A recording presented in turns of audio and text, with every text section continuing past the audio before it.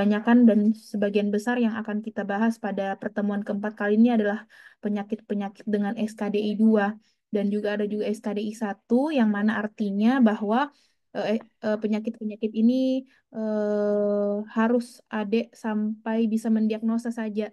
Untuk tata laksananya itu nice to know.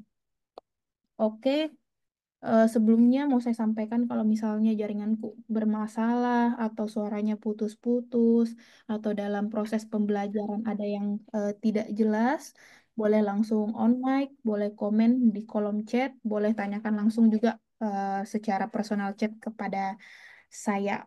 Oke, santai saja sambil makan boleh, yang penting tetap menyimak nah apa yang disampaikan pada malam hari ini. Baiklah, untuk mempersingkat waktu, kita bahas nih. Yang pertama ada penyakit kelainan pada retina. Jadi penyakit kelainan pada retina di sini ada beberapa macam. Pertama ada perdarahan preretina, yang kedua ada perdarahan vitreous, terus ada retinopati diabetik, retinopati hipertensi, ada ARMD, ablasio retina, dan juga retinitis pigmentosa. Kita bahas satu-satu ya.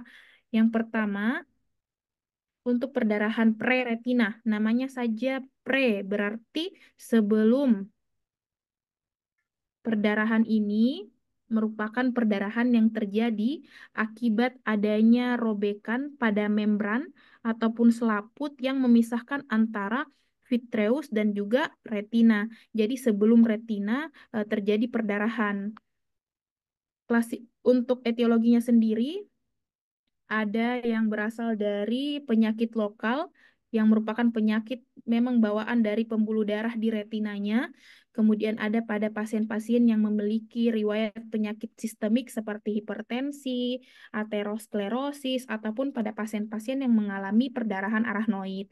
Kemudian yang ketiga ada pada pasien yang mengalami gangguan sirkulasi yang mana terjadi trombus dan juga emboli sehingga dapat menyebabkan perdarahan preretina.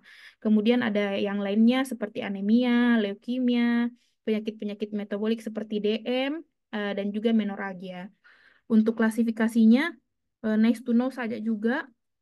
Yang pertama ada perdarahan preretinal, yang kedua ada perdarahan lapisan serat saraf, yang ketiga ada perdarahan pungtat, dan yang keempat ada perdarahan subretina. Nggak terlalu khas karena jarang sekali juga memang ditemukan, tapi sekedar mengetahui saja. Lanjut, setelah itu ada perdarahan vitreus. Nah, kalau perdarahan vitreus ini dia merupakan ekstravasasi darah ke salah satu dari beberapa ruang potensial yang berbentuk di dalam dan juga di sekitar dari korpus vitreusnya. Jadi dia perdarahannya terjadi di sekitar korpus vitreusnya. Biasanya ini disebabkan langsung karena adanya robekan pada retina ataupun terjadi neovaskularisasi pada retina atau pembentukan pembuluh darah baru. Etiologinya apa aja? Etiologinya yang pertama karena adanya pembuluh darah yang abnormal. Terus yang kedua pecahnya pembuluh darah yang normal. Terus yang ketiga karena adanya perdarahan dari sumber lain.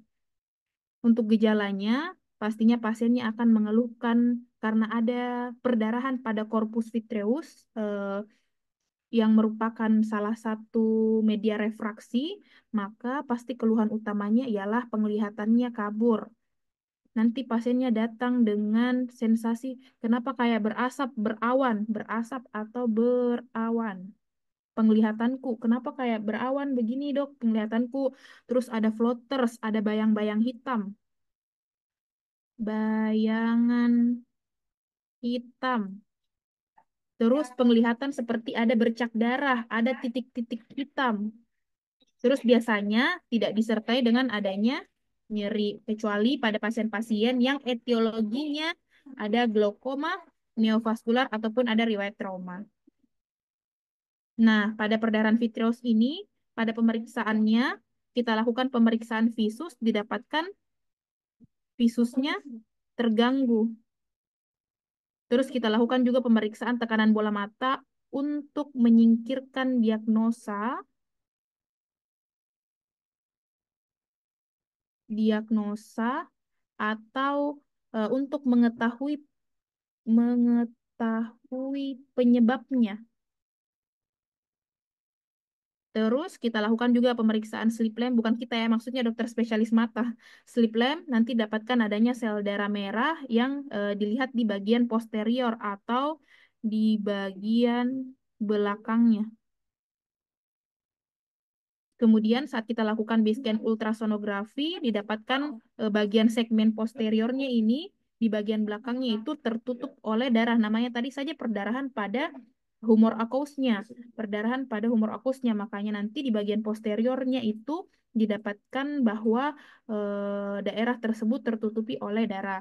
Untuk tata laksananya, kita sebagai dokter umum suportif saja. Kita lakukan tirah baring dengan posisi kepala yang lebih tinggi. Kemudian edukasikan pasiennya untuk menghindari penggunaan obat-obatan seperti aspirin, obat-obat antiinflamasi. Terus kita rujuk ke dokter spesialis mata untuk dilakukan tindak lanjut. Oke, lanjut untuk penyakit selanjutnya ialah retinopati diabetik. Nah, ini yang paling banyak kita temui. Walaupun dia sifatnya SKDI2, tapi ini biasa banyak kita dapat temui. Nah, biasanya retinopati diabetik ini pasti pasiennya itu akan datang dengan kondisi mata tenang. Masih ingat tuh kemarin itu rumusnya? Mata tenang disertai dengan penurunan visus. Mata tenang disertai dengan adanya penurunan visus. Nah, matanya tenang ini artinya matanya tidak hiperemis. Nah, biasanya pasiennya datang dengan pandangan kabur, ada bercak-bercak hitam, ada floaters, biasanya kehilangan penglihatan, mau dia secara total ataupun parsial, disertai dengan nyeri mata dan tentu saja harus ada riwayat DM. Ingat harus tidak terkontrol. Ingat ya, riwayat DM-nya harus tidak terkontrol. Kalau misalnya dia penyakit DM-nya terkontrol, berarti cari faktor risiko lain. Bisa jadi keluhan mata merah dengan visus turunnya ini bukan disebabkan oleh retinopati diabetik. Oke, untuk klasifikasinya, di sini klasifikasinya itu kita bagi atas secara garis besar, kita bagi dulu menjadi NPDR dan juga PDR. Apa sih NPDR? NPDR itu NPDR dan juga PDR. Jadi NPDR itu non-proliferatif, sedangkan kalau PDR dia proliferatif. Ingat, ada dua, NPDR dan juga PDR.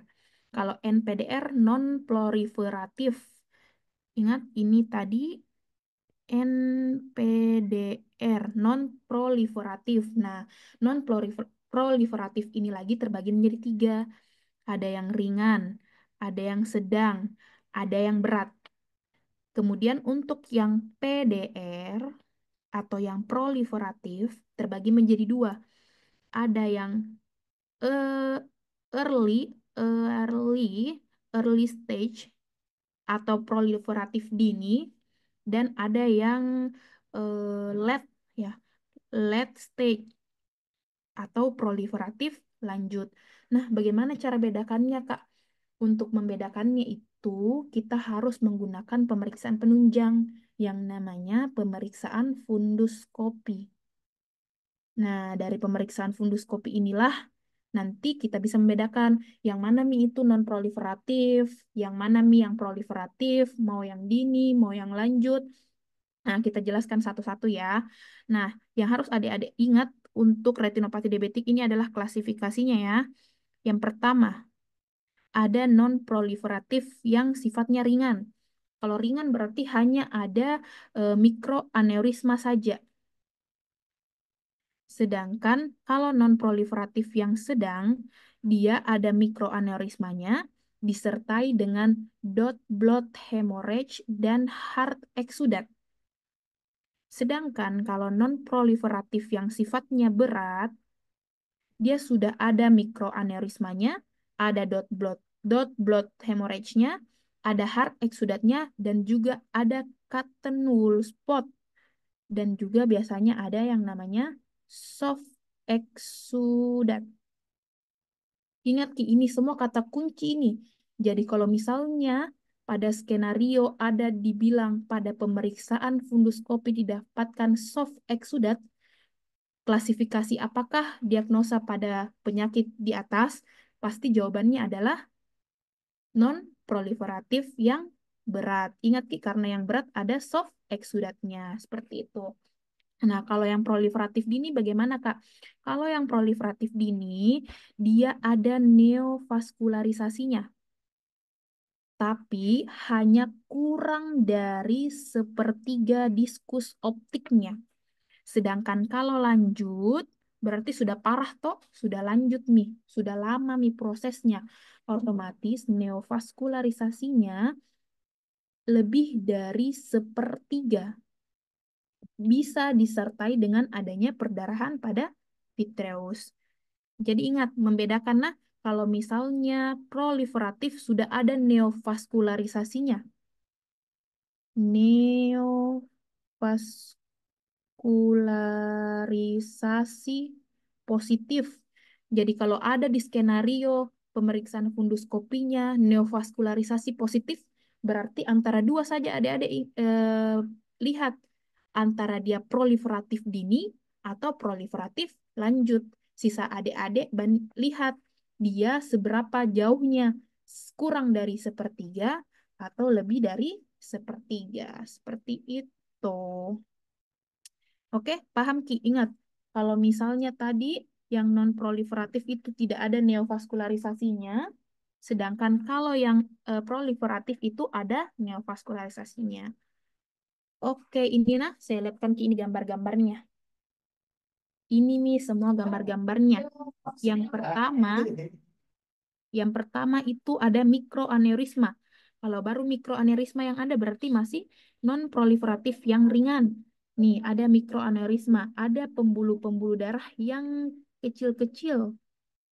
Tunggu ya. Adanya pembuluh darah yang melebar, pembuluh darah kecilnya ini mengalami pelebaran. Oke, ini dia. Ini yang dibilang mikroaneurisma. Selanjutnya, kalau dot blood hemorrhage, yang mana itu Kak? Yang begini, yang kayak titik-titik, bintik-bintik. Nah, ini namanya dot blood. Namanya saja dot, berarti titik-titik toh. Oke, lanjut yang hard exudat. Yang bagaimana itu Kak? Ini hard exudat yang berwarna kekuningan. Berwarna kekuningan. Isinya ini isinya ini adalah transudat plasma. Dia berisi transudat plasma, makanya dia berwarna kekuningan seperti ini.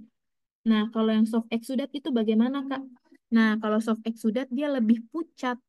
Lihat Ki ini, lebih pucat Ki gambaran kuningnya. Makanya namanya soft, lebih pucat. Oke? Terus yang kalau yang proliferatif, Kak, yang neovaskularisasi gimana? Ini. Lihat Ki ini adalah diskus optik. Nah, ini diskus optik. Dia terjadi neovaskularisasi. Apa tadi neovaskularisasi? Pembentukan pembuluh darah yang baru. Pembuluh darah baru. Kalau adik-adik perhatikan dengan jelas, di sini tuh ada pembuluh darah kecil baru yang terbentuk. Tapi ini dia masih kurang dari sepertiga. Berarti ini retinopati diabetik yang tipe proliferatif dini. Sedangkan kalau misalnya neovaskularisasinya ini sudah lebih dari sepertiga, dia sudah jauh nih. Ini diperbesar, ini nah, yang gambar terakhir ini gambar yang diperbesar. Udah bagian ujungnya, bagian sininya, bagian ujung-ujung sininya, otomatis sudah lebih dari sepertiga diskus optiknya. Makanya ini diagnosanya adalah retinopati diabetik proliferatif yang lanjut. Oke? Lanjut untuk bagian patomekanismenya, sedikit saya jelaskan patomekanisme terkait retinopati diabetik. Jadi untuk penyakit retinopati diabetik ini ada dua. hal yang menjadi patomekanismenya. Yang pertama, ada microvascular leakage atau adanya kebocoran, serta yang kedua ada microvascular occlusion atau penyumbatan. Jadi, adanya kebocoran pada pembuluh darah,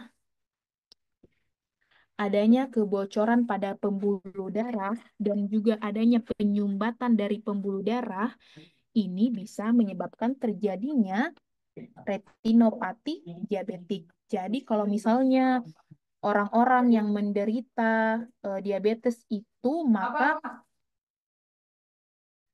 salah satu komplikasinya itu terjadinya pelemahan pada dinding kapiler pembuluh darahnya.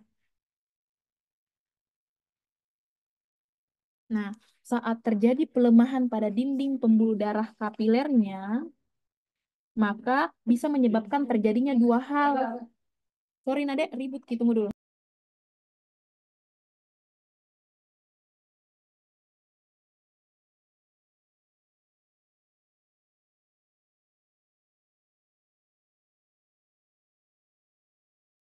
Oke, kita lanjut. Jadi tadi saya jelaskan bahwa kalau misalnya orang yang menderita DM atau penyakit-penyakit sistemik lainnya, maka dia akan memberikan komplikasi. Komplikasi salah satunya pada pembuluh darahnya. Nanti dia bikin pembuluh darahnya itu lemah Ki. Lemah Ki dinding kapilernya sehingga bisa menyebabkan dua hal. Yang pertama, bocor plasma leakage atau kebocoran plasma yang bisa bikin edema pada retinanya. Jadi kan kebocoran plasma nih, otomatis pasti dia akan menarik cairan untuk masuk ke dalam retinanya. Makanya retinanya menjadi udem atau bengkak sehingga terbentuklah yang namanya tadi ini hard exudat. Nah, selain terjadinya kebocoran plasma, terjadi juga mikroaneurisma sehingga menyebabkan terjadinya intraretinal hemorrhage. Oke, itu tadi pathway-nya kalau misalnya dari mekanisme kebocoran. Nah, bagaimana Kak kalau dari mekanisme sumbatan atau occlusion? Nah, jadi kalau misalnya ya, misalnya ini ada penurunan aliran perfusi dan juga aliran darah, dia akan menyebabkan eh, ini nah dia apabila ada penurunan perfusi aliran darah ke retina maka dia akan menyebabkan hilangnya sel-sel endotel sehingga dia akan menyebabkan terjadinya pengeluaran mediator-mediator radang. Pengeluaran mediator radang. Nah, kalau terjadi pengeluaran mediator radang, pasti akan terjadi yang namanya inflamasi. Nah, akan terjadi proses inflamasi. Nah, saat terjadi proses inflamasi, maka pembuluh darahnya itu akan mengalami obstruksi sehingga nanti dia kalau misalnya obstruksi otomatis tidak ada aliran darah menuju ke retinanya sehingga retina ini nanti mengalami hipoksia dan mengalami iskemik. Tidak ada aliran darahnya menuju ke retina sehingga terjadi hipoksia dan juga iskemik pada retinanya. Makanya setelah itu terjadilah neovaskularisasi dan juga proliferasi vaskular yang dapat menyebabkan rubeosis iris dan juga proliferatif retinopati seperti itu. Oke, untuk tata laksananya retinopati diabetik itu bagi kita sebagai dokter umum cukup kita edukasikan pasiennya untuk kontrol gula darahnya saja. Untuk selanjutnya, tata laksana selanjutnya kita rujuk ke dokter yang lebih kompeten yaitu dokter spesialis mata. Lanjut ke retinopati hipertensi. Jadi untuk retinopati hipertensi ini harus dibedakan dengan retinopati diabetik tadi. Kalau retinopati diabetik tadi dia ada riwayat DM-nya, Kalau retinopati hipertensi, dia ada otomatis ada riwayat hipertensinya. Ada riwayat hipertensi yang lama. Tentunya dia harus juga tidak tidak terkontrol. Atau maksudnya tidak terkontrol ini apa, Kak? Tidak berobat rutin. Tidak berobat rutin. Nah, seperti itu. Jadi, apa sih definisi dari retinopati hipertensi?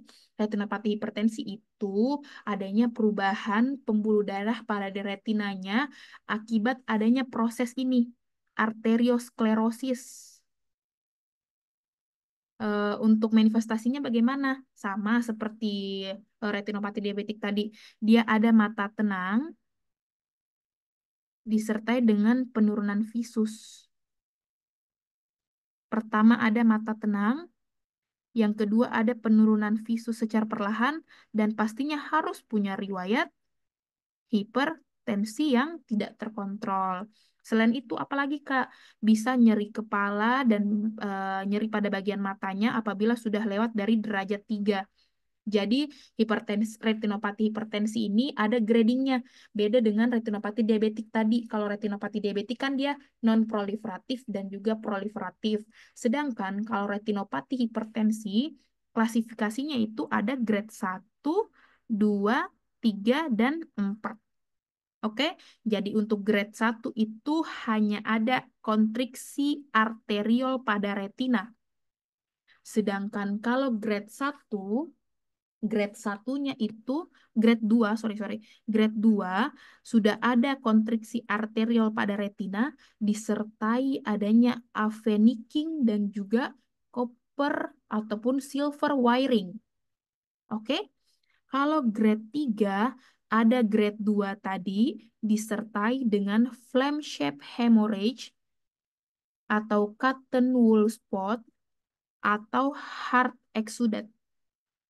Ingat Ki, ini kata kunci semuanya ini nah. Kata kunci harus kita ingat. Kalau grade 4 bagaimana? Oh, kalau sudah ada nih papil udem dan juga edema retina, berarti itu sudah tingkat paling tingginya dari retinopati hipertensi.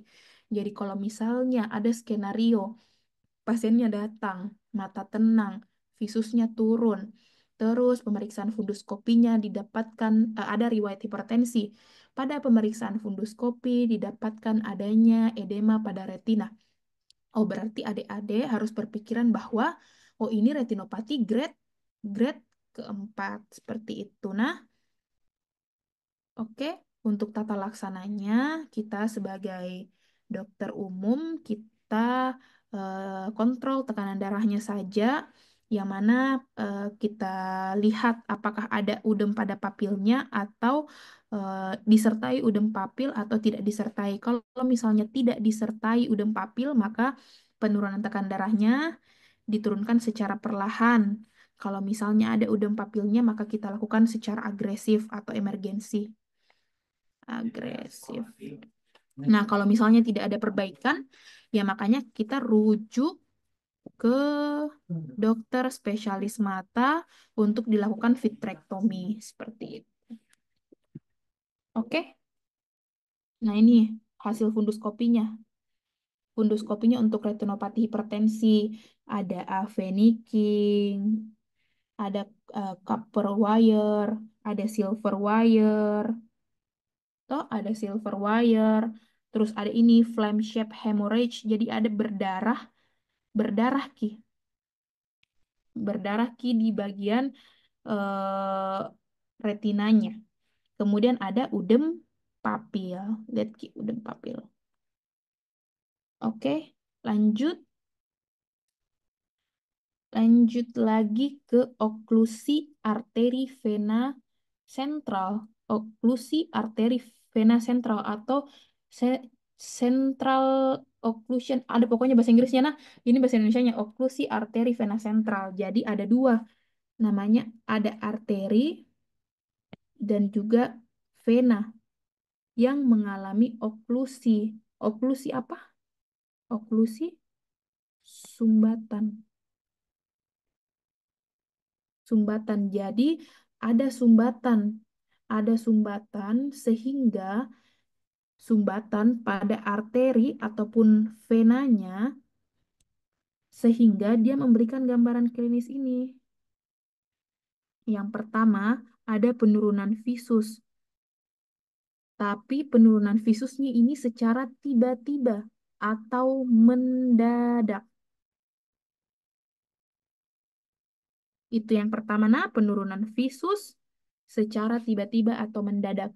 Kemudian, yang kedua, sifatnya unilateral. Jadi, apa unilateral? Satu sisi saja. Kemudian, apalagi? Ini kan yang kedua. Yang ketiga, dia tidak nyeri. Ingat, tidak nyeri.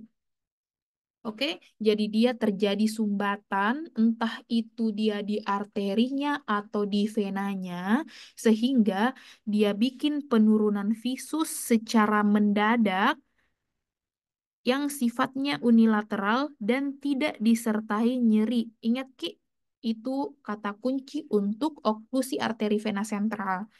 Nah, untuk macam-macamnya, kita lihat lebih jelas di sini, nah. Nah, jadi untuk oklusi arteri vena sentral ini terbagi menjadi 4 ya. 4 masing-masing untuk arterinya ada 2, untuk venanya ada 2. Kita bahas bagian arterinya dulu, nah. Kita bahas bagian arterinya dulu. Ini yang pertama ada CRAO atau Central Retinal Artery Occlusion, berarti arteri bagian sentralnya yang mengalami sumbatan. Ingat, Ki, arteri bagian sentralnya lah yang mengalami sumbatan.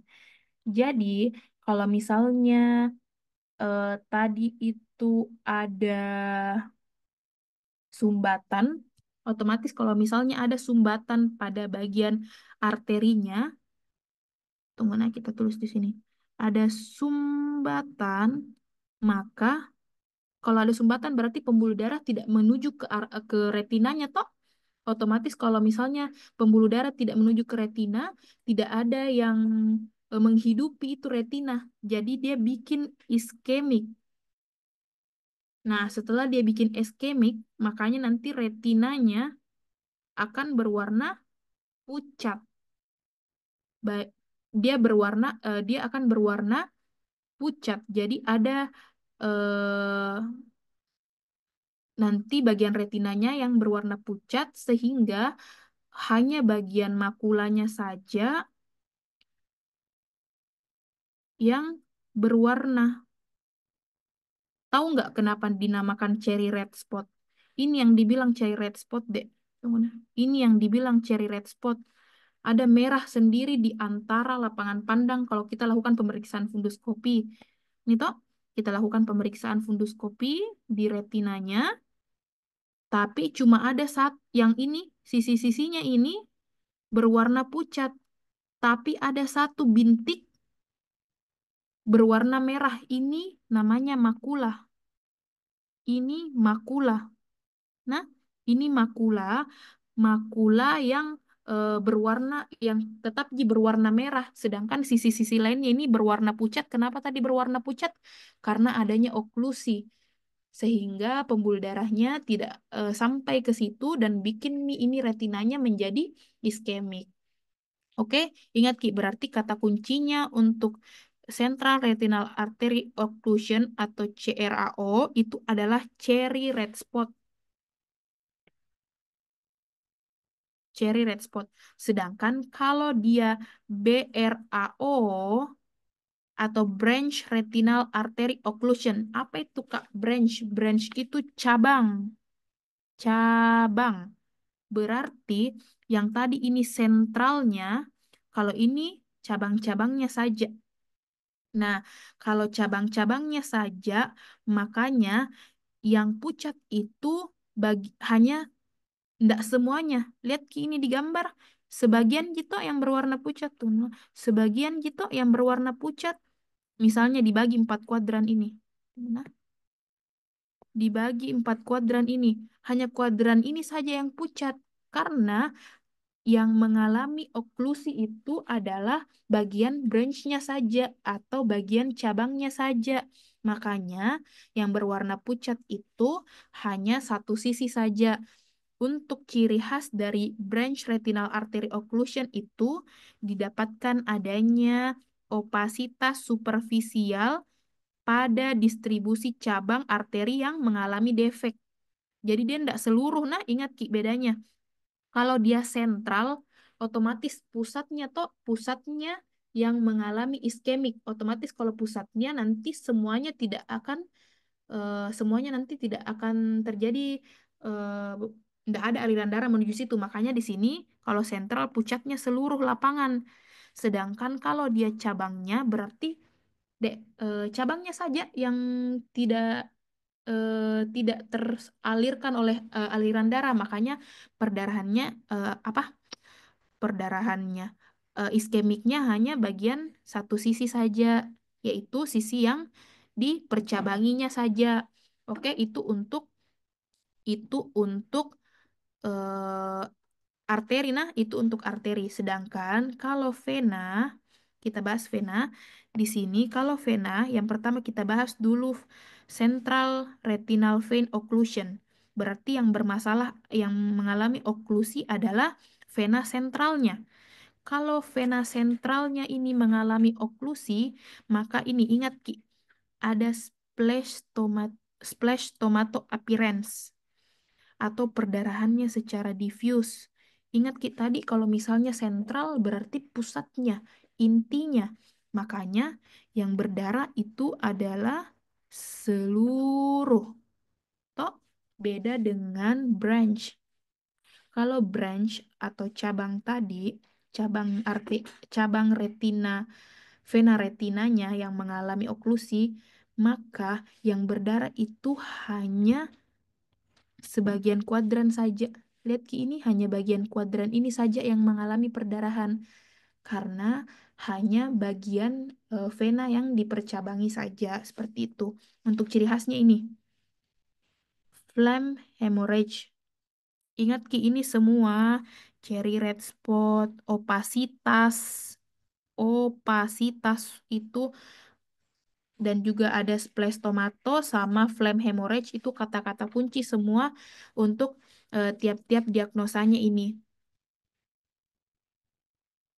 Oke, lanjut lagi ke yang diagnosa selanjutnya. Bertanya Dena kalau misalnya ada yang kurang jelas. Lanjut lagi ke ARMD atau age-related macular degeneration. Namanya saja age degeneration. Berarti ini adalah penyakit degeneratif terkait usia yang mengenai makula. Makulanya ini yang bermasalah. Lihat, tahu kita di makulanya? Makula itu yang ini.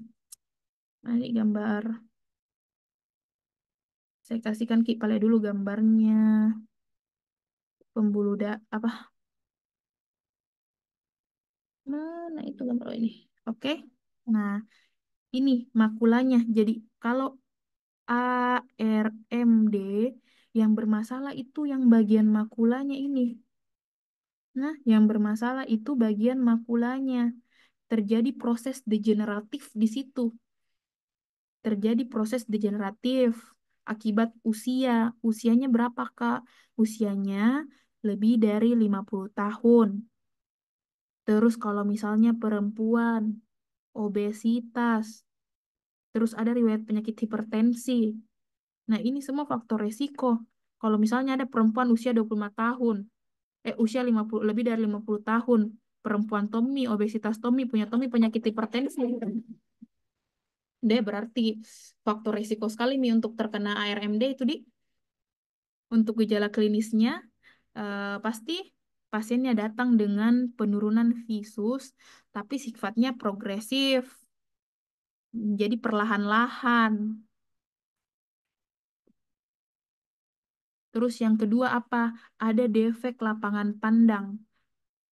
Ada defek pada lapangan pandangnya tanpa disertai adanya nyeri. Apa itu defek lapangan pandang? Mana di gambarnya? Jadi kayak contohnya toh ini gambarnya orang. Terus kayak Dia nggak bisa lihat ini bagian tengah. Dia nggak bisa lihat ini di bagian tengah. Itu defek lapangan pandang. Terus ini skotoma sentral.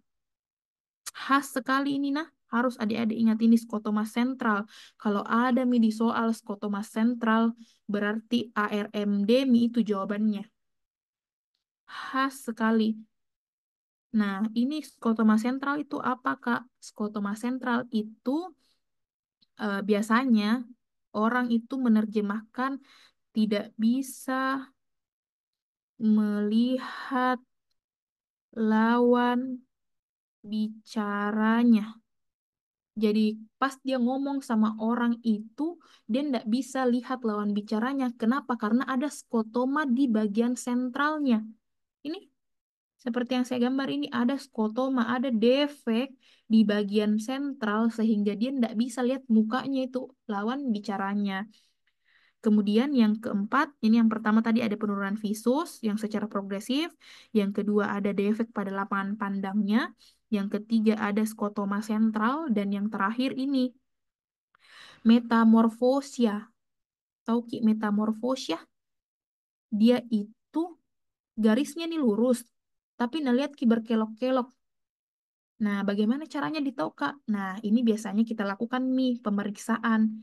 Pemeriksaan yang namanya Amsler Grid. Nah, ini nih normalnya itu orang begini nah lihat.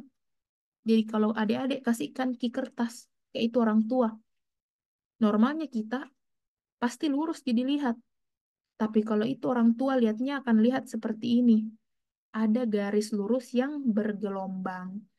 Terus saat kita lakukan pemeriksaan funduskopi, didapatkan adanya drusen. Khas sekali ini. Drusen, ingat Ki, khas sekali ku tandai, nah khas sekali nih drusen. Drusen ini hanya ada pada ARMD. Apa itu drusen, Kak?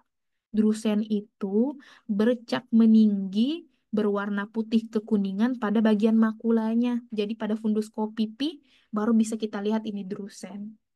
Oke? Nah, ARMD ada dua klasifikasinya. Ada dua classification. Yang pertama ada dry ARMD. Yang pertama ada dry ARMD, yang mana ini dia paling banyak, paling sering, sekitar 85-90% dari ARMD adalah yang tipe dry. Oke? Terus yang kedua ada yang namanya wet ARMD. Ini jarang nah, jarang sekitar 10 saja sampai 15%. Kita bahas yang dry ARMD saja. Jadi memang pasiennya akan datang dengan penurunan visus yang progresif tadi, kemudian ada skotoma sentral, terus ada metamorfosia yang garisnya berkelok-kelok, dan juga bisa disertai dengan night blindness atau rabun senja. Nah, terus pasiennya datang, kita lakukan funduskopi. Nah, nanti adik-adik dapat yang namanya makular drusen. Khas sekali memang ini drusen pada ARMD. Nah, untuk penata laksananya gimana, Kak? Penata laksananya gimana, Kak? Ya, kita kasihkan saja suplemen-suplemen karena sudah penyakit degeneratif. Ya, kita cuma terapi-terapi suportif saja. Kita lakukan pemberian suplemen, vitamin A, vitamin E, zinc, lutein, zeaxanthin. Terus hindari faktor resikonya. Kalau pasiennya obesitas, ya kita diet diet rendah lemak. Kalau misalnya pasiennya merokok, kita ubah pola gaya hidupnya seperti itu. Ini yang dibilang drusen pada makula. Toh ini bagian makula toh tadi. Nah, ini ada drusen, bintik-bintik berwarna kekuningan. Nah, ini yang dibilang drusen. Oke, lanjut lagi ke ablasio retina.